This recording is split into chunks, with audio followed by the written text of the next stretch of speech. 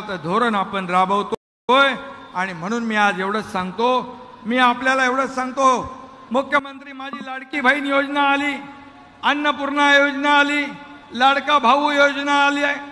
आता आज जे आम्ही आज तुम्हाला देतोय, दिलंय, घोषणा केली आहे, आता आमचा लाडका शेतकरी ही योजना आम्ही राबवणार आहोत आणि सर्व बहिणी लाडक्या झाल्या, भाऊ लाडके झाले, आता माझा शेतकरी देखील लाडका शेतकरी ही योजना। धनंजय काय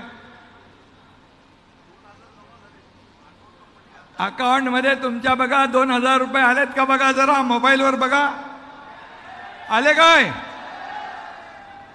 बघा। हे सरकारचं काम, बटन दबाया पैसे डायरेक्ट अकाउंट में, बटन दाबलं खात्यात पैसे, हे सरकारचं काम आहे। त्यामुळे माझ्या शेतकरी बांधवांनो, बहिणींनो, वाटलं नव्हतं बटन दाबल्यावर पैसे येतील, तिकडं तर बटन दाबायच्या अगोदरच आम्ही सोडून दिले पैसे।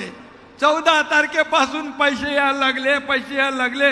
विरोधक बोलले लवकर काढा, पैसे आहेत का बघा, फक्त आकडे आलेत का बघा। माझ्या बहिणी बँकेत गेल्या, पैसे काढले, खरेदी केली, आपल्या मुलांसाठी केली, आपल्या परिवारासाठी केली। शेवटी